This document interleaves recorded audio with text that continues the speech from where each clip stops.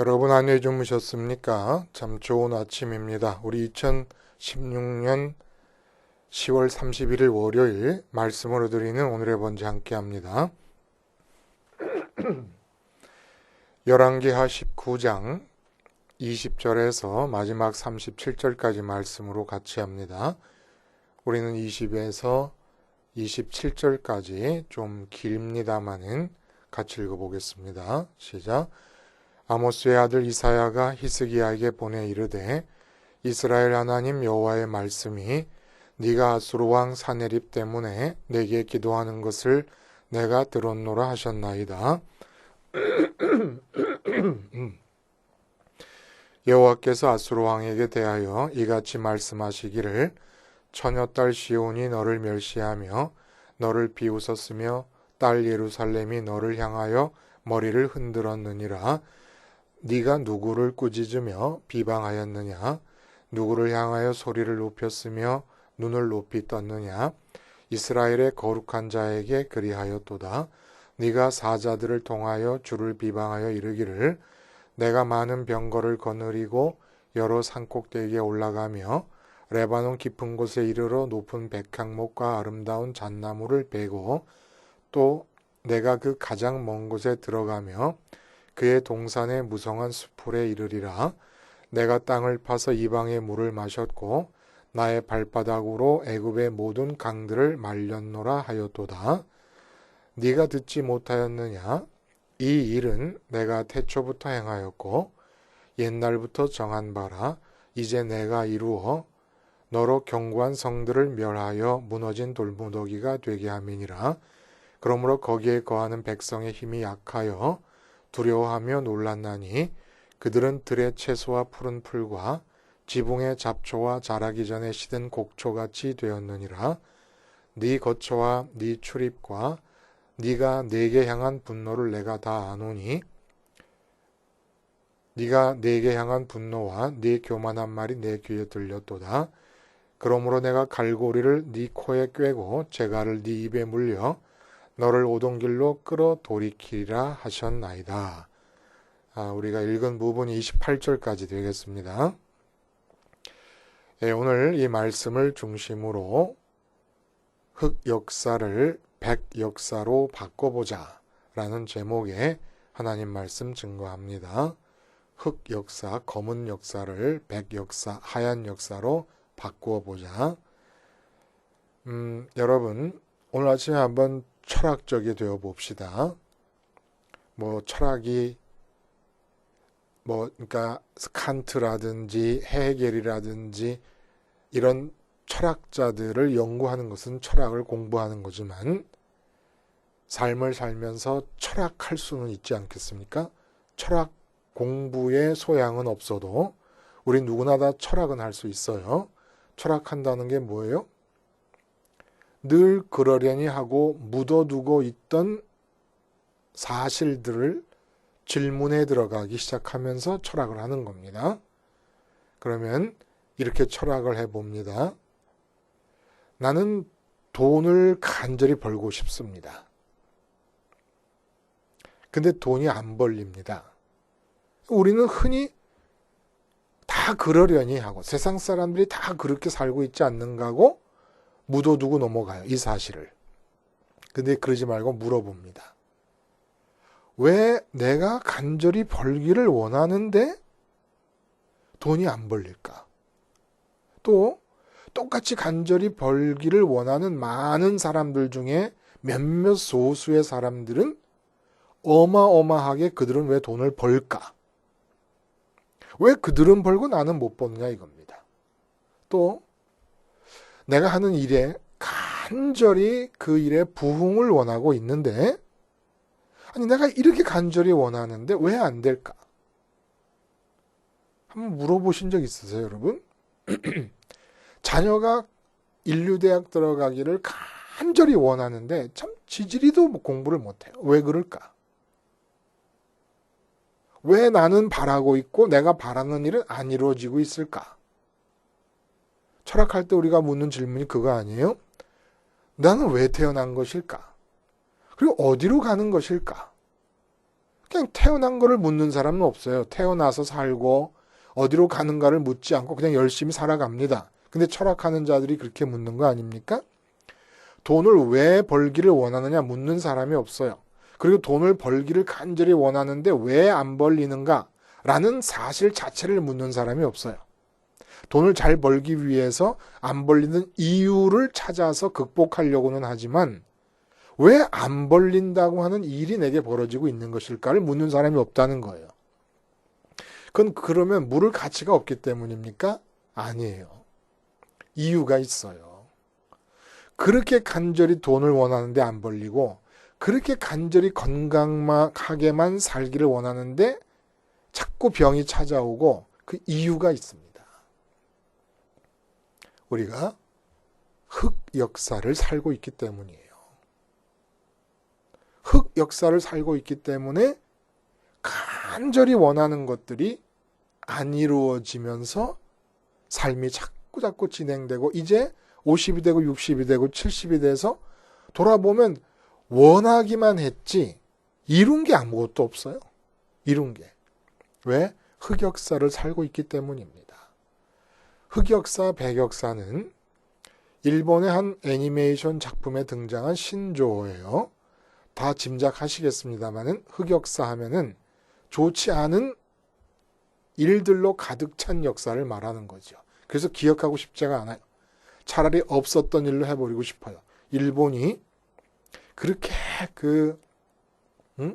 위안부 문제를 회피하고 난징 대학살 우리나라를 36년 동안 점거하면서 온갖 못된 짓을 다 자행하고 이런 것들을 인정하지 않으려고 하는 건 이유가 흑역사이기 때문에 그런 거 아닙니까? 백역사는 뭡니까? 더 많이 알려져야 되고 더 많이 좋게 평가돼야 되고 많이 기억하고 많이 기려야만 하는 그러한 일로 가득 찬 역사. 이게 이제 백역사가 아니겠습니까? 의미는 다르지만 성경 안에도 흑역사와 백역사가 있다는 얘기예요. 근데 우리가 흑역사를 사는 가장 현저한 증거가 뭐냐 하면은 두드러진 증거가 뭐냐 하면은 나는 그렇게 간절히 원하고 있는데 안 이루어지는 것. 이 간절함과 불통의 부딪힘. 여기서 모든 괴로움이 다 생기는 거 아니겠습니까? 이게 흑역사의 증거라는 거예요. 자, 그러면 성경에서 말하는 흑백의 역사는 뭔가? 지금 오늘 우리가 읽은 본문에서 그 얘기를 지금 해주고 계십니다. 그래서 오늘 본문을 통해서 우리의 흑역사의 인생을 백역사로 바꾸어 버리는 겁니다. 그러니까 어느 하나하나의 문제, 문제가 지금 여러 가지가 있다. 예를 들어서 아까 말씀드린 대로 돈 문제가 있고 건강 문제가 있고 또 가족들 중에 아빠 문제, 엄마 문제, 자녀 문제 여러 가지 개개의 문제들을 붙잡고 씨름하려 하지 말고 아예 역사, 내 인생이 진행되고 있는 역사의 밑판을 바꿔버리는 겁니다. 흑역사의 판도에서 백역사의 판도로 바꿔버리는 겁니다. 그러면 하나하나의 문제를 붙잡고 씨름하지 않아도 전체가 다 백역사로 바뀌어버리기만 하면 된다는 거예요.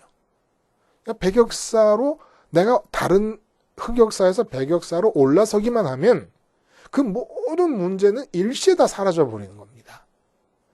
그런 수가 있겠는가? 지금 내가 눈으로 보고 피부로 느끼고 있는 이 인생의 많은 여러 가지 국면의 문제들이 어떻게 일시에 다 사라질 수가 있겠는가? 그럴 수 있다는 겁니다. 역사를 색깔을 바꿔버리면 된다는 거예요. 흑에서 백으로. 자, 오늘 본문이 무슨 얘기입니까?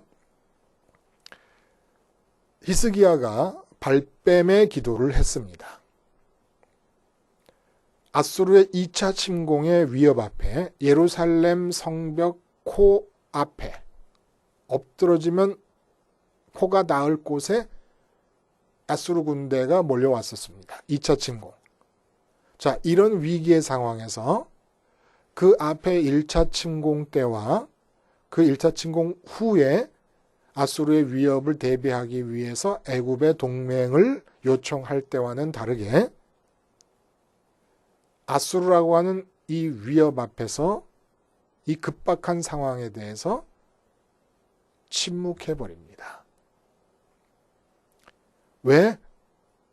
아수르가 쳐들어왔다는 사건보다도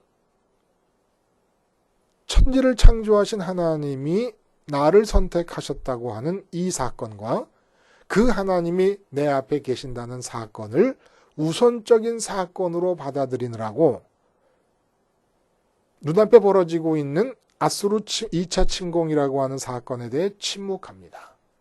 침묵하게 되면서 어떻게 됩니까? 내 마음에서 아수르 2차 침공의 사건은 빠져나가 아득한 사건이 돼버리고 하나님이 내 앞에 계신다고 하는 사건이 나의 첫 번째 현실이 돼버립니다.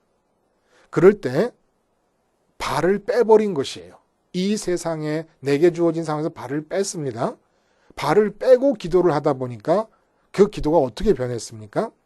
아수르 침공을 마음으로 받아들였을 때는 하나님을 동원하고 싶었지만은 아수르 침공에 침묵하고 하나님이 내 앞에 계신다는 사건을 더 우선적인 현실로 받아들이고 나니까 이제 아수르 침공은 나의 사건이 아니라 하나님과 대면하고 있는 사건이 되었으면서 나는 하나님의 감정이입이 되어서 하나님 편이 되어서 하나님의 입장을 생각하는 기도를 드리게 됩니다. 그래서 심지어는 하나님의 이름이 욕됨을 받고 있는 상황, 모욕을 받고 있는 이 상황에서 그 하나님의 이름이 영광받기 위해서라면 아수르의 침공을 받고 있는 유다 나라의 위기 상황을 구원으로 활용하심으로써 당신의 이름을 높이옵소서. 참 요게 종이 한 장 차이에요. 하나님 앞에서 내 구원을 내가 원하면서 하나님을 동원하기 위해서 하나님께 그렇게 아부식으로 하나님의 영광을 위해서 내 사업을 잘되게 해주시옵소서 하는 것이나 진짜 마음이 완전히 내 사업으로부터 빠져나와가지고 발뺌한 상태에서 하나님의 영광을 위해서 내 사업을 이용해 주시옵소서 하는 게 이 종이 한 장 차이라서 구분이 쉽지 않잖아요. 그렇죠? 그러나 어떻게 구분합니까? 발뺌의 상태가 되었는가 구분하고 발뺌의 상태의 증거는 지금 계신 하나님, 하박국 선지자의 고백이 나오는 거예요. 지금 계신 하나님으로 내가 비록 아무 소출이 없고 내가 비록 아수르 침공을 받고 있어도 여호와로 기뻐하고 기뻐하리라 라고 하는 고백이 나오면 완전히 발뺌이 된 겁니다. 그러면 내 사업을 통해서 하나님이 영광 받으옵소서라는 기도가 진실한 기도라고 할 수가 있다는 거예요. 자, 이런 기도의 응답으로 오늘 하나님께서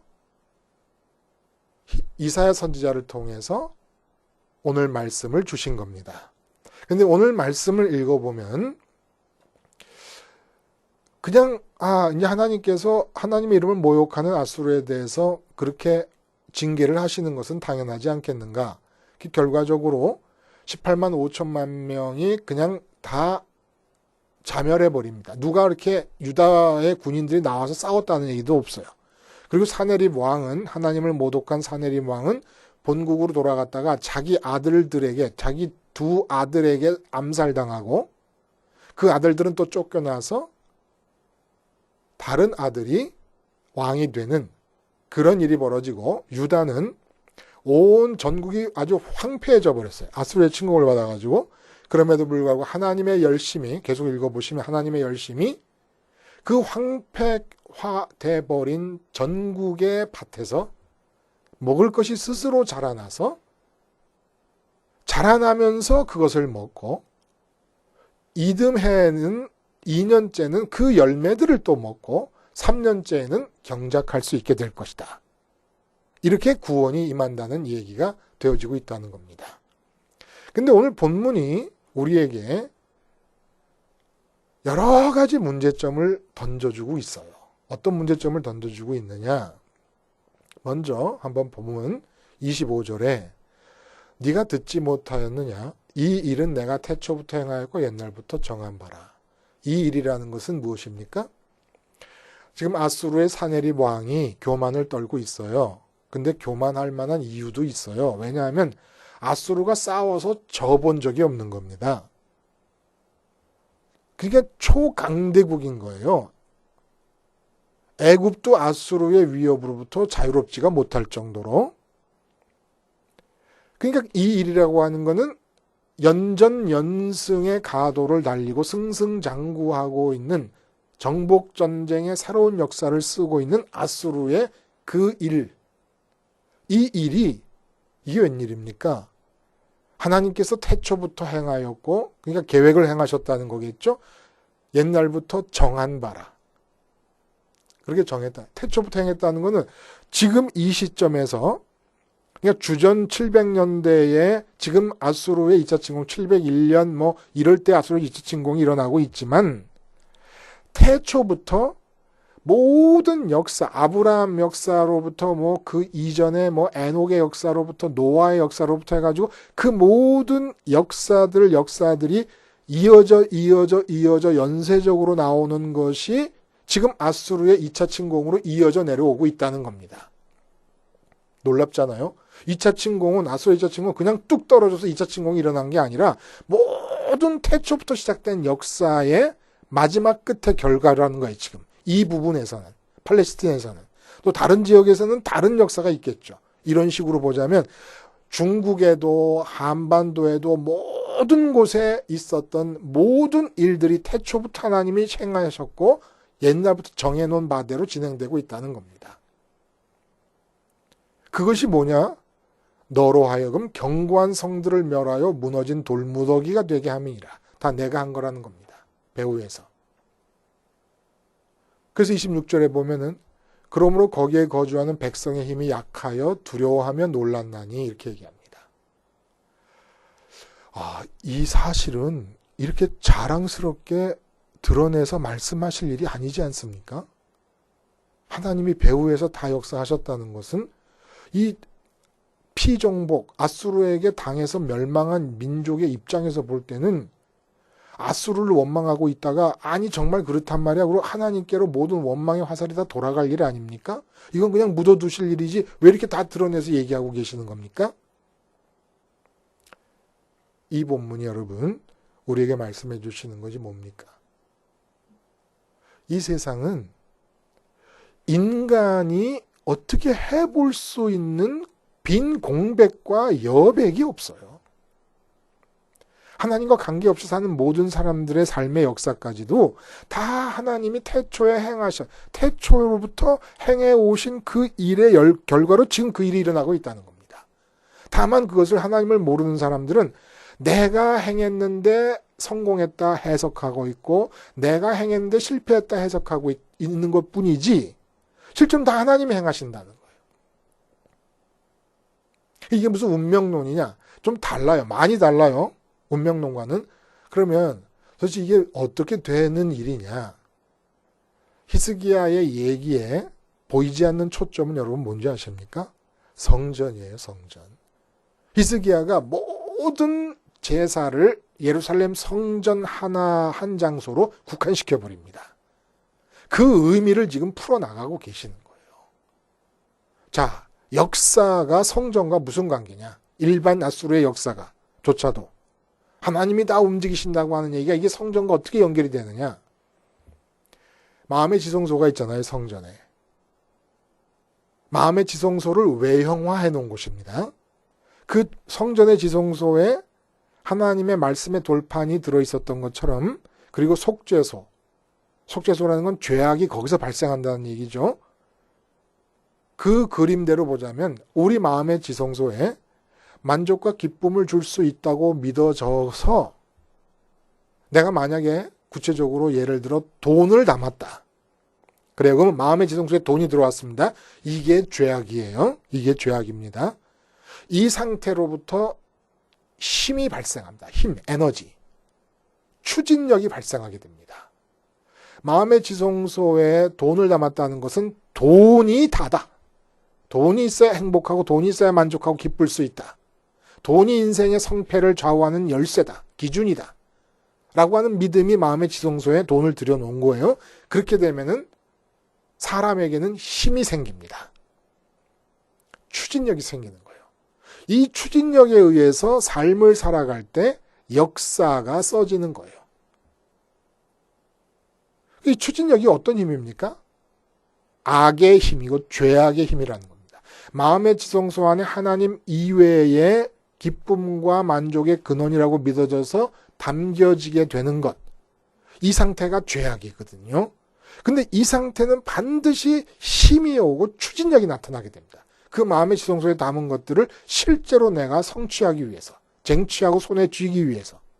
이게 역사의 추진력이라는 거야. 개인이건 민족이건 나라건 똑같다는 겁니다. 그러면 내가 돈을 들여놓고 권력을 들여놓고 건강 장수를 들여놓고 자식의 형통을 들여놨다. 그럼 그 추진하는 힘이 있게 되고, 그래서 뭐 치맛바람이다 뭐 이런 얘기가 나오지 않습니까? 그러면 이런 힘은 나만 갖고 있는 게 아니잖아요. 광화문 내거리나 시청 앞 뭐 이 4거리입니까? 5거리입니까? 시청 앞 같은 경우에 출퇴근 시간이라든지 이럴 때 얼마나 많은 차량들이 모입니까? 근데 신호등이 없다고 생각해 봐요. 어떻게 되겠습니까? 신호등이 없으면. 충돌해서 아무도 못 가는 거잖아요? 마찬가지로 모든 인간이 마음의 지성소에 하나님 이외에 이 세상에 있는 가치들을 담고 추진해 나갑니다. 나만 그런 게 아니라 옆집에 박서방도 그래요. 앞집에 김서방도 그래. 뒷집에 최서방도 그래요. 다 그래요. 다 그래. 그럼 이 힘이 부딪힐 수밖에 없잖아요. 이 악함의 힘, 마음의 지성소 안에 하나님 이외의 것들을 들여놓은 악함으로부터 나오는 추진력과 이 힘들, 악함 자체는 인간의 인격적 영역 안에서 일어나는 일입니다. 내가 하나님 말고 다른 걸 채택하는 것들은, 그래서 그 인격적 영역 자체는 거기에 나의 책임도 있고 결과에 대한 책임을 내가 져야 된다고 하는 의무도 있습니다. 근데 그 악함에서부터 나오는 힘들을 내 마음대로 뻗게 내버려 두시지 않는다는 거예요. 하나님께서. 하나님께서 아수르의 악함의 힘을 통제하십니다. 아수르에 의해서 망한 민족들도 다 악한 건 마찬가지예요. 그 민족들도 아수르와 똑같이 영토를 확장하고 싶고 더 많은 돈을 벌고 싶고 더 많은 부흥을 일구고 싶었던 게 똑같아요. 다 악한 힘이 서로 충돌할 때 아수르의 악한 힘을 길을 열어주신 겁니다. 내가 돈을 못 버는 이유는 다른 재벌들이 돈 벌고 싶다는 악한 힘을 길을 열어주셨기 때문에 나의 악한 힘이 막혀버리고 있기 때문에 돈을 못 버는 거예요. 돈을 벌어도 악함의 힘이 추진해서 버는 것이고 못 버는 것은 악함의 힘이 막혀버린 겁니다. 이 악함의 힘들을 하나님이 섭리하시고 조종하시고 길을 여시기도 하고 막기도 하시는 것, 이게 바로 흑역사라는 거예요. 거기 보면은 본문에 그 아수르의 공격을 받아가지고 26절에 그러므로 거기에 거주하는 백성의 힘이 약하여 두려워하며 놀랐나니 그들은 들의 채소와 푸른 풀과 지붕의 잡초와 자라기 전에 시든 곡초같이 되었느니라. 히스기야도 이렇게 되었던 거예요. 1차 침공 때. 그럼 하나님의 흑역사의 목표점은 어디냐? 어디로 끌고 가시는 거냐는 겁니다. 그러니까 내가 지금까지 돈 못 벌고 있는 건 하나님의 흑역사를 주도하심 속에 포함되어 있기 때문에 그렇다는 겁니다. 하고 싶은데 뭐 안 되는 모든 일들이 아무리 노력해 보세요. 안 돼요. 안 돼. 삼성의 야심작인 갤럭시 노트 7이 거기에다가 홍초 인식, 눈동자에 갖다 대면 이게 열리는 거, 잠금 장치가 해제되는 거, 그리고 물속에 들어가면 방수가 되는 그런 장치를 다 담아가지고 출시를 했습니다. 아이폰 7이 결국 나왔는데 아이폰 7에는 아무런 새로운 기술이 하나도 다 담겨 있지 않습니다. 그러니까 제대로만 됐으면 이 갤럭시 노트 7은 아이폰 세븐과 비교해서 월등하다는 것을 도장을 찍을 수 있는 작품이었던 거예요. 근데 완전히 전량 회수하고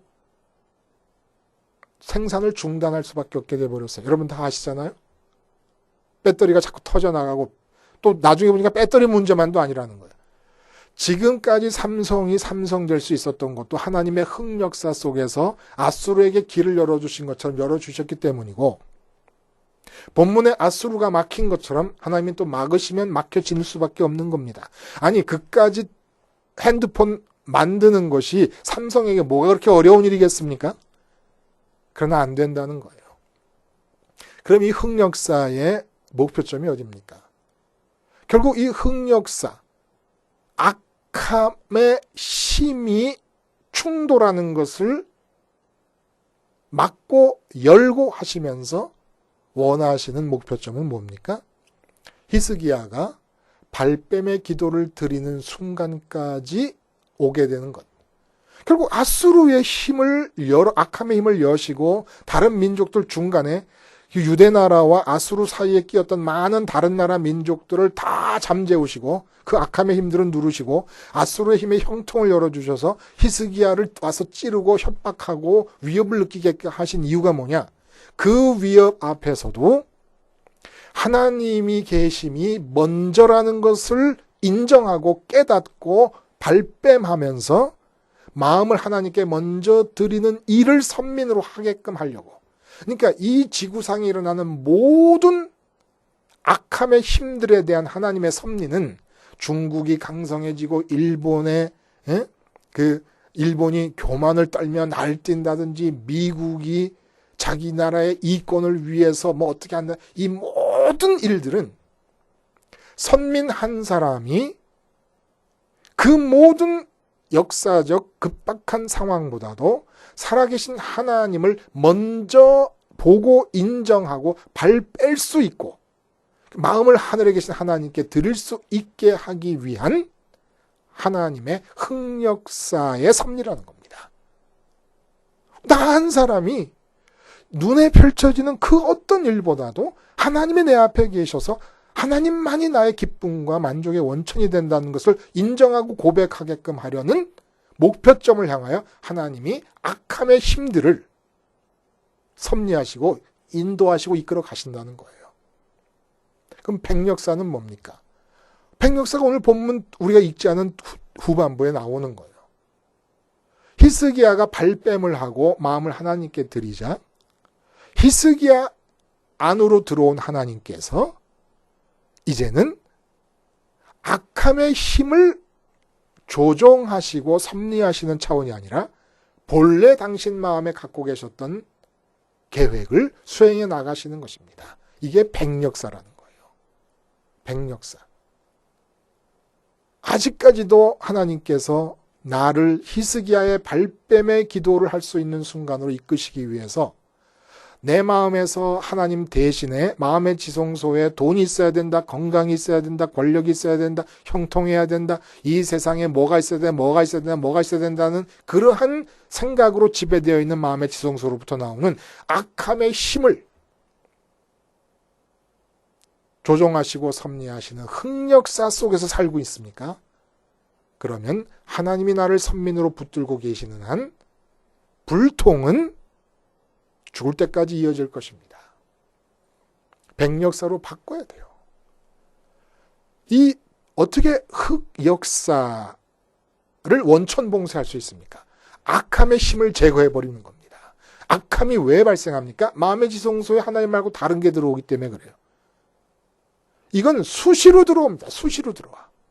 아담 이후에 유전죄가 특성이 그거니까 하나님 말고 다른 것으로 기뻐하려 하고 만족하려 하고 행복하려 하는 것이 유전죄에 두드러진 가장 원초적인 특성입니다. 이 특성을 십자가 생활화로 틀어 막아버립니다. 그래서 악함의 힘 자체를 원천 봉쇄해버리는 겁니다. 내 속에서 악함의 힘, 추진하려는 힘, 획득하려는 힘이 나타나면 하나님은 반드시 섭리하십니다. 내가 혼자 그 악함의 힘의 추진력에 의해서 내 멋대로 계획하고 내가 원하는 대로 추진해서 뭔가를 향해 갈 수 있는 여백은 제로상태입니다. 이 지구상에 1평방센치만큼도 하나님의 섭리 이외의 여백이 없다는 거예요. 악함의 힘으로부터 빠져나와야 됩니다. 그래서 흑역사의 삶을 백역사로 바꿔야 됩니다.